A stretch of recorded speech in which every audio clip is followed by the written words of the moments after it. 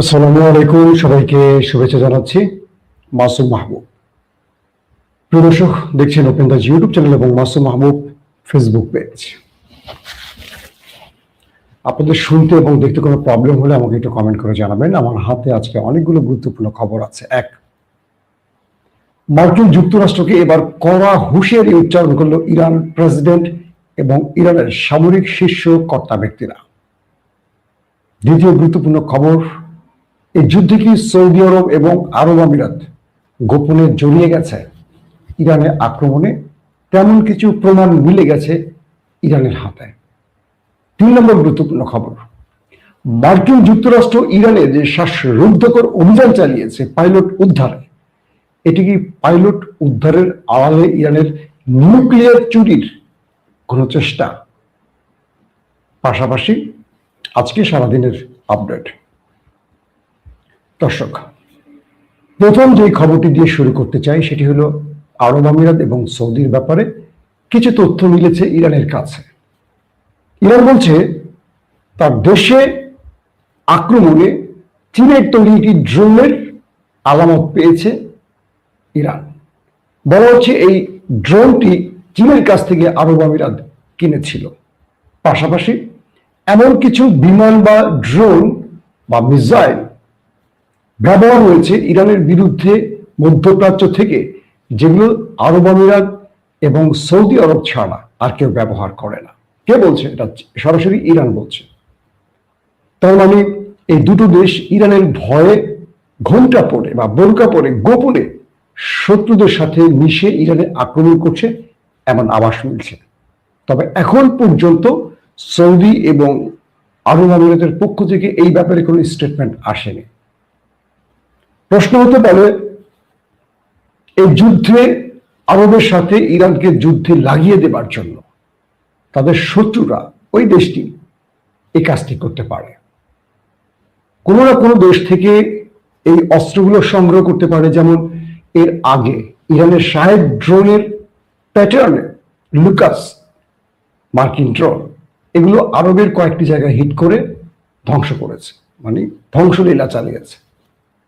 তখন ইরান দাবি করেছে এগুলো তাদের ড্রোন নয়, এগুলো লুকাসের আদলে তৈরি, অর্থাৎ মার্কিন যুক্তরাষ্ট্রের লুকাস। কিন্তু আমেরিকা বা তার গণমাধ্যমগুলো বলছিল এগুলো ইরানের শাহেদ ড্রোন। পরবর্তী সৌদি আরব এই বিষয়ে তদন্ত চালিয়ে দেখেছে এগুলো ইরানের তৈরি ড্রোন ছিল না। তার মানে সৌদি এবং ইরানের মধ্যে যুদ্ধ লাগাবার জন্য ফলস ফ্ল্যাগ অপারেশনের অংশ হিসেবে এই ড্রোন ব্যবহার করা হয়েছে। এখন আরব আমিরাত এই দেশটি কিন্তু ইরানের শত্রু তালিকায় ইসরায়েলের পরের অবস্থানে আছে। তাই ইরান এ যাবৎ 28 ফেব্রুয়ারি থেকে যে যুদ্ধটা শুরু করেছে, তারা ব্যাপক ধোলাই কিন্তু আরব আমিরাতে চালিয়েছে। সবচেয়ে বেশি কিন্তু আরব আমিরাতকে মেরেছে। এবং বলা হয় ইসরায়েলের মিত্র হিসাবে আরব আমিরাত এবং জর্দান, মুসলিম রাষ্ট্র হিসেবে এই দুটো দেশ ইসরায়েলের মিত্র হিসাবে সবচেয়ে বিশ্বস্ত, মানে ইসরায়েলের বিশ্বস্ত। তো ইসরায়েলের যখন বিশ্বস্ত হবে তখন আলটিমেটলি ইরানের জন্য বিশ্বাসঘাতক হবে, এটি স্বাভাবিক। তো ইরান তাদেরকে সতর্ক করে বলেছে, যদি এর কোনো প্রমাণ ইরানের হাতে মেলে, একদম প্রমাণিত হয় যে এই যুদ্ধে এই দুটো দেশ কোনো প্রকার আক্রমণ চালিয়েছে, তাহলে ইরান তার প্রধান শত্রুদেরকে কিছুটা ছাড় দিয়ে হলেও কয়েক ঘন্টা আগে আরবকে পেটাবে। বুঝতে পারছেন? যেখানে আরবের আব্বারা ব্যর্থ হচ্ছে ইরানের কাছে, সেখানে পুচকে আরব গোষ্ঠী যারা যুদ্ধ কৌশল বাদ দিয়ে নারী, মদ, বিলাসিতা, এগুলো নিয়ে ব্যস্ত থাকে, এগুলো আবার তারা সৌদি আরবে করে না, এগুলো আবার তারা ইউরোপে গিয়ে করে। আমার খুব ভালো একটা স্মৃতি আছে। ইংল্যান্ডে তখন আমি ঈদে ছিলাম ইংল্যান্ডে, তো আমার বন্ধু শামীম আর আবুল হোসেন দুজনে আমাকে আসছে নিয়ে আমরা ঘুরতে যাব। তো ইংল্যান্ডের মধ্যে আপনাদের এরিয়া আছে, একটা হিন্দু এরিয়া, একটা মুসলিম এরিয়া, একটা আপটন পার্ক, একটা প্লে স্টোর, একটা হোয়াইট চ্যাপেল, এগুলো একটা বাঙালি এরিয়া, এরকম আরবদের এরিয়া আছে। তো আরবদের এরিয়াটা হলো যে ব্রিটিশ যে প্রধানমন্ত্রী ছিলেন চার্লস, মানে ডায়নার যে হাজব্যান্ড, তার বাসাটা থেকে একটু সামনে গেলে, মানে তার যে এখন যে বাসাটি আছে তার সেই বাড়ির একটু সামনে হলো আরাবিয়ানদের এরিয়া। তো সেই এরিয়াতে আমরা বেড়াতে গেছি। সব জুব্বা পরা আরব, সব কিন্তু জুব্বা পরা, সবগুলির মুখে সীসা টানতেছে পাইবে বসে বসে। তো ওইখানে গিয়ে আমরা যখন আরবে গেলে মনে হয় আল্লাহ, এরা মনে পিরাউলি আকাশ থেকে নামছে ফেরেস্তা, বড় বড় জুব্বা ডুব্বা পরে ঘরে। এরাই পশ্চিমা দেশগুলোতে ঢুকে এদের আসল চেহারা দেখায়। এদের তো আসলে অর্থের কোনো অভাব নেই, কাজকর্ম লাগে না, তেল বেচা টাকা, খেজুর, এটা সেটা পুরো সম্পদ দিয়ে ভরে রাখছে, শুধু পায়ের উপর পা ফেলে খায় আর বিয়ে করে, একটার পর একটা বিভিন্ন দেশে ঢুকে আর বিয়ে করে। সবার ক্ষেত্রে হয়তো এরকম হয় না, বাট অধিকাংশ ক্ষেত্রে এটা হয়। তো এখন যে আরবদের কথা বলছি, এই আরবরা যুদ্ধবাজ না, এরা মনে করে এদের হয়ে আমেরিকা যুদ্ধ করে থাকে। আমেরিকা যখন ডাকছে আসো তোমরা আমাদের সাথে ইরানকে পেটাই, ওরে বাবা কি বলেন, ওরা আপনি ভেঙে দেবেন আর ইরান পিটিয়ে আমাদের ল্যাংটা করে ছেড়ে দেবে। এরা হলো এই টাইপের লোক, যে কারণে আরবের মানে ইসরায়েলের বিরুদ্ধে পুরো আরব মিলেও যুদ্ধ করে টিকতে পারেনি এক নতুন শাসিত বা নতুন তৈরি হওয়া ইসরায়েলের বিরুদ্ধে। দর্শক, তো দ্বিতীয় যে গুরুত্বপূর্ণ খবর সেটি হলো আজকেও দখলদার দেশে মোটামুটি ব্যাপক অ্যাটাক চালিয়েছে ইরান। আরবের মধ্যেও কয়েকটি টার্গেটে হিট হয়েছে। এটা এখন আসলে কি বলবো, প্রতিদিনকার খাবারের মতো হয়ে গেছে, প্রতিদিন এটা হচ্ছে, এটা থেমে থাকছে না। একটু এক্সট্রা কিছু অর্ডিনারি কিছু হলে এটা আমরা জানাবো। তবে বিপজ্জনক যে বিষয়টি হলো, ট্রাম্প ঘোষণা দিয়েছে আগামী মঙ্গলবার থেকে তিনি ইরানের বড় রকম অ্যাটাক চালাবেন, ইরানের পুরো পাওয়ার প্ল্যান্ট ধ্বংস করে দেবেন, এরপর পুরো পানির সিস্টেম ধ্বংস করবেন, এরপর ইরানের গুরুত্বপূর্ণ অবকাঠামো ধ্বংস করবেন, মানে পুরো ইরানকে পাথরের যুগে পাঠিয়ে দেবেন। বুঝতে পারছেন যেটা আমেরিকা ঘোষণা দিয়েছিল। ট্রাম্প তো আজকে একটা বিজয় লাভ করেছে, তার একজন পাইলটকে ইরানের ভেতর থেকে উদ্ধার করেছে ফেস সেভিং এর জন্য। এটা তো ট্রাম্পের জন্য অনেক বড় প্রাপ্তি। তো ট্রাম্প হঠাৎ করে খেপে গেলেন, ইরানকে পাথরের যুগে পাঠিয়ে দেওয়ার জন্য মঙ্গলবার থেকে বড় রকম অ্যাটাক চালাবার ঘোষণা দিলেন কেন? আসেন একটু পেছনে যাই। আজকে দিনে যারা নিউজগুলো দেখেছেন তারা হয়তো খেয়াল করেছেন অনেকগুলো খবর। প্রথম যে খবরটি, ইরানে 48 ঘন্টা একটা বিশাল অগ্নি পরীক্ষা গেছে আমেরিকার জন্য। আমেরিকা তার একজন হারিয়ে যাওয়া পাইলটের উদ্ধারে এসেছিল। C-130 ব্ল্যাক হক হেলিকপ্টার, ড্রোন, ফুয়েল ট্যাঙ্কার সহ আরো অনেকগুলো কি বলবো আকাশযান নিয়ে। এখন ধীরে ধীরে যে খবরগুলো আসছে, এই লড়াইতে অনেকগুলো গণমাধ্যম দাবি করছে 4 থেকে 500 নাকি সেনাই ব্যবহার করছে ইরান। এগুলো বিভিন্ন গণমাধ্যমের দাবি। অর্থাৎ একজন পাইলটের জন্য এত বড় বহর, কেউ কেউ বলছেন 1 ডজন বা তারও বেশি, 1.5 ডজনের মতো আকাশযান ব্যবহার করা হয়েছে। শুধু 1 ডজন মানে তো 12টা, কেউ বলছেন 20টা বা 18টা বা 20-এর অধিক। এই সূত্রগুলো অ্যারাবিয়ান বিভিন্ন গণমাধ্যম আউটলেটে আসতে শুরু করেছে। তাহলে 4 থেকে 500 কমান্ডো নিয়ে আমেরিকা ইরানে প্রবেশ করলো কেন? অঞ্চলটি কই? সেই দুর্ভেদ্য অঞ্চলটি হলো ইস্পাহান এলাকা। ইস্পাহানে কি আছে? ইরানের নিউক্লিয়ার প্রজেক্ট আছে, নিউক্লিয়ার প্ল্যান আছে। বলা হচ্ছে আমেরিকা মূলত তার পাইলট উদ্ধারের কথা বললেও তিনি এসেছেন একটা ভিন্ন উদ্দেশ্যে। আর সেটি কি? ইস্পাহানে অভিযান চালিয়ে সেখান থেকে নিউক্লিয়ার চুরি করা। এই মুহূর্তে আমেরিকার ফেস সেভিং এর জন্য এটা একটা বিশাল কাঙ্ক্ষিত টার্গেট হতে পারে।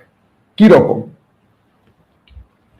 আমেরিকা ইরানকে শর্ত দিয়েছিল কি, হরমুজ খুলে দাও, নিউক্লিয়ার দিয়ে দাও, এই তো প্রধান রেজিম চেঞ্জ তো পারেনি, ব্যালিস্টিক প্রোগ্রাম এখনো কন্ট্রোল করা সম্ভব না, কিন্তু প্রধান একটা ইস্যু হতে পারে নিউক্লিয়ার। সামরিক বিশ্লেষকরা বলছেন ট্রাম্প বাহিনী বা মার্কিন কমান্ডোরা মূলত ঢুকেছিল ইরানে, তারা পাইলট উদ্ধারের নাম করে ইস্পাহানে বড় স্ট্রাইক চালাবে এবং সেখান থেকে নিউক্লিয়ার হাতিয়ে নেবে ইরানের বিরুদ্ধে, এবং এটি দিয়ে ট্রাম্প যুদ্ধ শেষ করবেন ফেস সেভিং এ, যে আমরা নিউক্লিয়ার নিয়ে এসছি, এবং এই যুদ্ধে ইরান পুরোটাই মাঠে মারা যাবে। অর্থাৎ ইরান তার নিউক্লিয়ার রক্ষা করতে না পারলে ইরান তার ভূখণ্ড রক্ষা করার যোগ্যতা হারাবে, এটি স্বাভাবিক, তাই তো? ইরান দুটো ট্র্যাপে ভিন্ন স্টাইলে খেলেছে। দেখেন, একটা ঐতিহাসিক রাষ্ট্রের ভেতরে এখন কিন্তু ডার্ক সাইটে বড় বড় পাওয়ারফুল লোকগুলো নেই, ম্যাক্সিমাম মারা গেছে। ইয়াং ব্যক্তিরা আছে, ইয়াং সামরিক অফিসাররা আছে, আর যারা একটু বয়স্ক আছে তারা আন্ডারগ্রাউন্ডে আছে, অথবা মাস্টার মাইন্ড গুলো একটু নেপথ্যে থাকে, হয়তো বা ইরানের আপার লেভেল জানে, লোয়ার লেভেল জানে না, অথবা আমেরিকায় জানে না এখন কে এই গেম করছে। হয়তো বা জানে কিন্তু আমেরিকা প্রকাশ করছে না, ইসরায়েল জানে হয়তো বা প্রকাশ করছে না, হয়তো স্ট্রাকচার নিয়ে মারিয়ে দেবে। যখন ইরানের সেই মানে কি বলবো ভয়ঙ্কর অঞ্চলটিতে যেখানে মার্কিন বিমান ভূপাতিত হয়েছে, যেখানে পাইলট তার শেষ সিগন্যাল কমান্ডো বাহিনীকে দিয়েছে, সেই অঞ্চলে আমেরিকা আসে।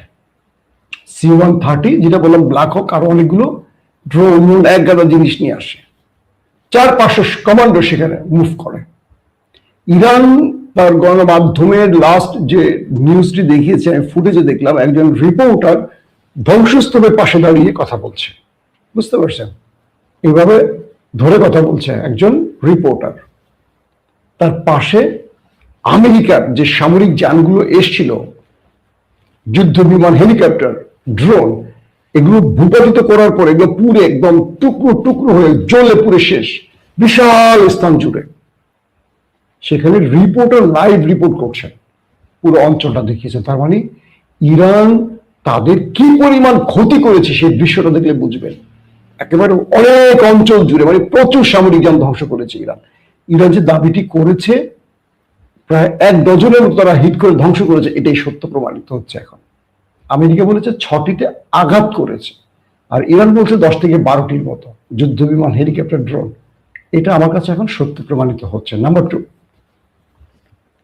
আমেরিকার কমান্ডোরা মূলত এখানে নেমেছিল পাইলট উদ্ধারের নাম করবে, আর ইরান পাইলটের উদ্ধারের সামনে রেখে তাদের সাথে একটা ফাইটে যাবে। এই ফাঁকে মার্কিন কমান্ডো বাহিনী চলে যাবে ইস্পাহানে নিউক্লিয়ার প্রজেক্ট দখলে, এবং সেখানে তারা নেমে অভিযান চালাবে। যখন তারা সেখানে মুভ করবে, একটা গ্রুপ ভেতরে যাবে, একটা গ্রুপ বাইরে ইরানের সাথে লড়াই করবে।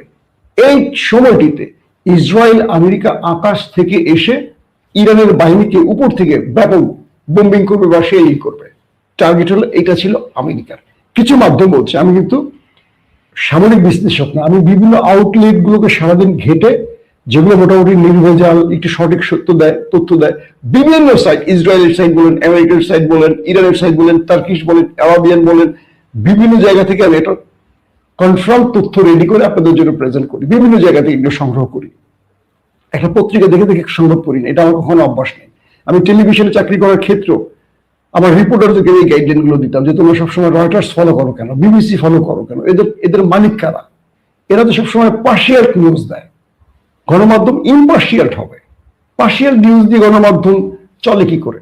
তো পশ্চিমা দুনিয়া তো সঠিক তথ্য এভাবে দেবে না কখনো, তারা তাদের মতো করে দেবে, তাদের স্বার্থে যাবে সেটাই দেবে। আবার ইরানের গণমাধ্যম পুরোপুরি সত্য দেবে না, যুদ্ধ চলাকালীন তারা এইরকম খবর দেয়। তাহলে আশেপাশের গণমাধ্যমগুলো ফলো করো, রাশিয়ানটা করো, চীনেরটা করো, এরকম ব্যাপার। এখন যে বিষয়টি তৈরি হয়েছে, ইরান দুটোই বুঝতে পেরেছে যে এই বিশাল বহর নিয়ে আমেরিকা যখন নেমেছে, তাদের টার্গেট হলো নিউক্লিয়ার চুরি করা। ইরান তার অ্যাটাকিং সিস্টেমটাকে কয়েকটা ফ্রন্টে ভাগ করেছে। একটা হলো যে তারা যে বাহিনীটি নেমেছে পাইলট উদ্ধারে, তাদেরকে ব্যাপক অ্যাটাক করবে, যত পারে হতাহত করবে। প্রশ্ন হলো, এতগুলো সামরিক যান ধ্বংস হয়েছে, এতগুলি সামরিক যান, মার্কিন সেনা একটাও মরে নাই। ইরান মিসাইল মেরে, রকেট মেরে, গুলি করে শুধু যুদ্ধ বিমান শেষ করেছে। মানুষগুলি কই হাওয়া হয়ে গেছে, বাতাসে ভেসেছিল তখন। তার মানে প্রচুর সংখ্যক হতাহতের খবর আসতেছে। যারা বেঁচে গেছেন তারা তাদেরকে নিয়ে কেটে পড়েছে, একটা ব্যাপার। দ্বিতীয়টা হলো ইরান সঙ্গত কারণে হয়তো দেখাচ্ছে না, কারণ আছে, সেটা ধারাবাহিক আসবে। 3 নম্বর যে বিষয়টি, আরেকটা ক্ষেত্রে ইরান ওই বাহিনীটিকে মোকাবেলা করেছে যাতে তারা ইস্পাহানে মুভ করতে না পারে। ওই ইস্পাহান যে মুভটি যাবে, তারা ওই পয়েন্ট থেকে ইরান সবচেয়ে বেশি অ্যাটাক করেছে, যে কারণে আমেরিকা, ইস্পাহান তো দূরের কথা, তারা ওই যে পাইলটের কথা বলছে, আদৌ কনফার্ম না যে পাইলট তারা নিতে পারছে, আদৌ কনফার্ম না পাইলট বেঁচে আছে। যেদিন এই পাইলট নিজে মাইক ক্যামেরায় দাঁড়িয়ে বলবে হ্যাঁ আমি বেঁচে গেছি, আমি সেই লোক, এই প্রমাণিত। এখন একজন পাইলট যদি এসে বলে, আমি যদি মার্কিন পাইলটের পোশাক পরে বলি যে আমি বেঁচে আছি, 2টো গুলি খেয়েছিলাম পেছন দিয়ে, তো পেছন দিয়ে ঢুকে আমার মুখ দিয়ে বেরিয়ে গেছে, হবে? ওই পাইলট যে ওই বিমানটি চালিয়েছেন তিনি সেই পাইলট, এটা প্রমাণ করে যদি মার্কিন গণমাধ্যম চালাতে পারে আমরা বিশ্বাস করব। এখন পর্যন্ত সেই পাইলটের আপডেট কোনো তথ্য আমেরিকা দেয়নি। কে ছিলেন, পরিচয় কি, তার পরিবারের কোনো স্টেটমেন্ট আমরা পাইনি। কিছু কিছু মাধ্যম বলছে ওই পাইলট আসলে ওখানে মরে গেছে, ইরানের সাথে গলাগলিতে সে মরে গেছে, এবং সেখানে মার্কিন কমান্ডো বাহিনীর স্পেশাল কমান্ডোদের মধ্যে অনেকেই মারা গেছে, অনেকেই, সংখ্যাটা অনেক। কারণ ইরান সেখানে ব্যাপক পরিমাণ অ্যাটাক করেছে, এটা ইরানের ইজ্জতের ব্যাপার।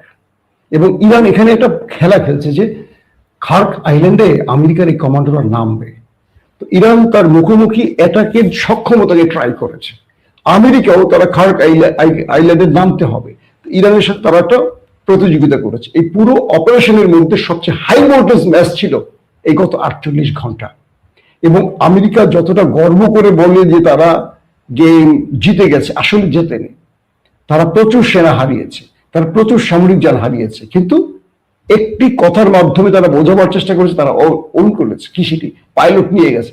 পাইলটের অস্তিত্বেরই কোনো খবর নেই এখন পর্যন্ত, সে বেঁচে আছে না নিতে পেরেছে। এমন তো হতে পারে পাইলট ইরানের হাতে আছে, আমেরিকা ফেস সেভিং এর জন্য কথাটা বলছে, ট্রাম্প তার ইজ্জত বাঁচাবার জন্য বলছে, আর ইরান প্রকাশ করছে না ইচ্ছা করে, কারণ প্রকাশ করলে আন্তর্জাতিক নিয়ম অনুযায়ী তাকে নিয়ে আলোচনায় বসতে হবে। এমনও হতে পারে এই পাইলটের মাধ্যমে ইরান আগামী কিছুদিন পর ফিলিস্তিনকে বলবো 10,000 ফিলিস্তিনিকে ছাড়ো, আমি পাইলট দিয়ে দেব। ইরান বড় 10 কষাকষি করতে পারে, অর্থাৎ এটা আমরা সময়ের উপর ছেড়ে দিই। এখন কোনো দর্শক যদি বলেন মাসুদ আপনি এটা বলছিলেন না, আমি সব অ্যাসাম্পশন করছি, এটা এটা এটা এটা এটা হতে পারে, কারণ যুদ্ধক্ষেত্রে এগুলো হয়, একে অপরের সত্যটা অনেক সময় বলে না। তো ইরানের এই লড়াইতে সবচেয়ে সফলতা কি জানেন? আমেরিকাকে একটি নয়, প্রায় 15 থেকে 20টি যুদ্ধ বিমান হেলিকপ্টার নিয়ে আসতে হয়েছে, বিশাল বহর নিয়ে আসতে হয়েছে, এবং এই বিশাল বহরের সাথে ইরান ফাইট করেছে এবং তাদেরকে ব্যাপক ধোলাই দিয়ে হতাহত করে তাদেরকে বিমানে করে প্যাকেট করে আবার পাঠিয়েছে। এবং তারা যে সামরিক যানগুলো নিয়ে এসছে, C-130 ব্ল্যাক হক আরো যা যা আছে, প্রচুর পরিমাণ ধ্বংস করছে ইরান। একজন পাইলটের জন্য যদি এত বড় ক্ষতি হয় তা মন্দ কি বলেন? আর যদি যেটি সম্ভাব্য ধারণা করা হচ্ছে যে নিউক্লিয়ার চুরি টার্গেট ছিল, এটি করতে পারেনি, সেখানে মুভি করতে দেয়নি, তার মানে ইরান এখানেও সফলতা দেখিয়েছে, এখানেও আমেরিকার বড় ব্যর্থতা প্রমাণ হয়েছে। এখন ডোনাল্ড ট্রাম্প কি করবেন? ডোনাল্ড ট্রাম্পের মূল টার্গেট আগামী মঙ্গলবার হুমকি দিয়েছেন ইরানকে, সকল পাওয়ার প্ল্যান্ট ধ্বংস করবেন, এরপর সকল পানি শোধনাগার ধ্বংস করবেন, এরপর গুরুত্বপূর্ণ রাষ্ট্রীয় অবকাঠামো। ইরানের সামরিক গুরুত্বপূর্ণ ব্যক্তিরা আজকে বক্তব্য দিয়েছেন, প্রেসিডেন্টও বক্তব্য দিয়েছেন, স্ট্যান্ডলি বলেছেন যদি ইরানের সরকারি রাষ্ট্রীয় কোনো স্থাপনায় হামলা হয়, এবার মধ্যপ্রাচ্য এবং নেতা সাহেবের বাড়ির কিচ্ছু থাকবে না। ইরান বলছে আমরা এই লড়াইতে 25শে ফেব্রুয়ারি থেকে আজ অবধি যে লড়াইটা চলছে, আমরা যা বলেছি তাই করেছি, ঠিক এই ল্যাঙ্গুয়েজটা ইরান বলেছে, আমরা যা বলেছি তাই করেছি। এবার আমরা ঘোষণা দিচ্ছি যদি আমাদের রাষ্ট্রীয় কোনো অবকাঠামো ধ্বংস হয়, শত্রু অনুতপ্ত হবে। ডোনাল্ড ট্রাম্প 48 ঘন্টার যুদ্ধবিরতি চেয়েছেন, এরপর ডোনাল্ড ট্রাম্পকে পা ধরতে হবে। তিনি বলছেন যদি আমাদের গুরুত্বপূর্ণ রাষ্ট্রীয় সম্পদে আঘাত আসে তাহলে আমেরিকাকে বলবো, নেতা সাহেবকে বলবো নিজের দেশের দিকে তাকান। মানে গালফ কান্ট্রিতে মার্কিন কোন স্থাপনাকে আমরা দাঁড়িয়ে থাকতে দেবো না, সব ঘুরিয়ে ফেলবো। তার মানে আগামী মঙ্গলবার একটা ভয়ঙ্কর লড়াইয়ের দিকে যেতে পারে দেশ দুটো। শেষ পর্যন্ত এই লড়াই আমাদের কোথায় নিয়ে ঠেকাবে জানি না, কিন্তু আমরা আবার বলবো আমরা যুদ্ধ চাই না, আমরা শান্তি চাই। এই যুদ্ধ মানুষকে কিছু দিতে পারে না কান্না ছাড়া, রক্ত ছাড়া। অতএব আসল শান্তির জন্য আমরা আলোচনায় বসি। দর্শক যারা আজকে প্রথম ওপেন দ্য ইউটিউব চ্যানেলটি দেখছেন, যদি আন্তর্জাতিক খবর আপনাদের ভালো লাগে বা দেশের খবর ভালো লাগে, চ্যানেলটি সাবস্ক্রাইব করতে পারেন। যারা ফেসবুকে আজকেই প্রথম দেখছেন, লাইক ফলো করে আমাদের সাথে থাকতে পারেন। অবশ্যই আপনাদের জন্য দোয়া থাকবে, আপনারাও আমার জন্য দোয়া করবেন। আল্লাহ হাফেজ।